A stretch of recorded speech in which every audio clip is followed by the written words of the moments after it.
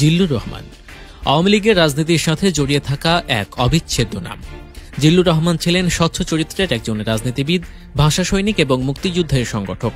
পরিচিত ছিলেন বঙ্গবন্ধুর ঘনিষ্ঠ সহচর হিসেবে। তবে তার সবচেয়ে বড় পরিচয় হল তিনি বাংলাদেশের প্রয়াত রাষ্ট্রপতি।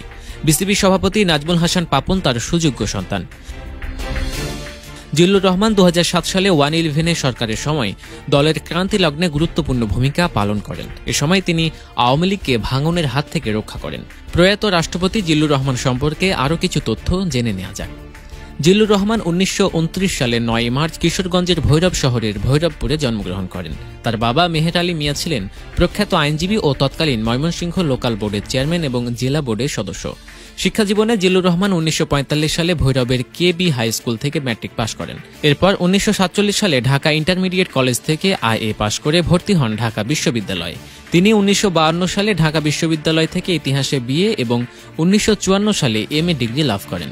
পরে তিনি একই বিশ্ববিদ্যালয় থেকে LLB ডিগ্রি লাভ করেন। ছাত্রজীবনে রাজনীতিতে হাতেখড়ি হয় জিল্লুর রহমানের। 1947 সালে ঢাকা ইন্টারমিডিয়েট কলেজে অধ্যয়নরত সময় বঙ্গবন্ধু শেখ মুজিবুর রহমানের সান্নিধ্যে আসেন। এরপর 1952 সালের ভাষা আন্দোলনে রাখেন সক্রিয় ভূমিকা। তিনি 1952 সালের 19 ফেব্রুয়ারি ঢাকা বিশ্ববিদ্যালয়ের আমতলায় ছাত্র সমাবেশে সভাপতিত্ব করেছিলেন। 1952 সালের 21 ফেব্রুয়ারিতে যে 11 জন ছাত্র নেতার নেতৃত্বে 144 ধারা ভঙ্গের সিদ্ধান্ত নেওয়া হয়, জিল্লুর রহমান ছিলেন তাদের মধ্যে অন্যতম। ভাষা আন্দোলনে অংশগ্রহণের জন্য বিশ্ববিদ্যালয় থেকে বহিষ্কার হতে হয়েছিল তাকে। পরে ছাত্রদের দাবির মুখে বিশ্ববিদ্যালয় কর্তৃপক্ষ এ বহিষ্কার আদেশ প্রত্যাহার করেছিল।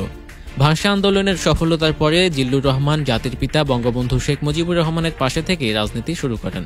1953 সালে বিনা প্রতিদ্বন্দ্বিতায় ঢাকা বিশ্ববিদ্যালয়ে ফজলুল হক ছাত্র সংসদের VP নির্বাচিত হন প্রয়াত রাষ্ট্রপতি।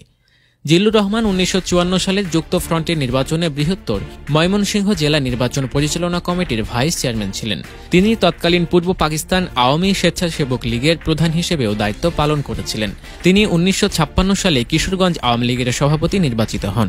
এরপর 1962 সালে সামরিক শাসন বিরোধী আন্দোলন, 1966 সালে 6 দফা আন্দোলন এবং 1969 সালের গণ অভ্যুত্থান সহ প্রতিটি গণ আন্দোলনে সক্রিয় অংশগ্রহণ করেন জিল্লুর রহমান। 60-এর দশকে গুণী এ রাজনীতিবিদ 1970 সালে ঢাকা জেলা আইনজীবী সমিতির সাধারণ সম্পাদক এবং পাকিস্তান জাতীয় পরিষদের সদস্য নির্বাচিত হন। তিনি 1971 সালের মহান মুক্তিযুদ্ধে অংশ নিয়ে দেশ রক্ষায় গুরুত্বপূর্ণ ভূমিকা পালন করেন। জিল্লুর রহমান মুজিবনগর সরকার কর্তৃক পরিচালিত স্বাধীন বাংলা বেতার কেন্দ্র পরিচালনা এবং জয় বাংলা পত্রিকার প্রকাশনার সঙ্গে যুক্ত ছিলেন। স্বাধীনতার পরে তিনি আওয়ামী লীগের সাধারণ সম্পাদক নির্বাচিত হয়েছিলেন। 1996 সালে আওয়ামী লীগ ক্ষমতায় এলে তিনি স্থানীয় সরকার মন্ত্রীর দায়িত্ব পান। সফলতার সাথে মন্ত্রণালয় ও সংসদের দায়িত্ব পালনের পর 2019 সালের 12 ফেব্রুয়ারি তিনি দেশের 19তম রাষ্ট্রপতি নির্বাচিত হন।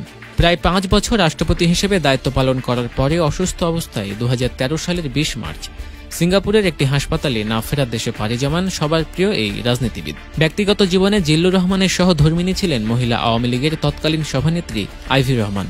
ব্যক্তি জীবন থেকে শুরু করে রাজনৈতিক জীবন, পারিবারিক জীবন থেকে রাষ্ট্রের সর্বোচ্চ পর্যায়ে প্রয়াত রাষ্ট্রপতি জিল্লুর রহমান সব জায়গায় সফল।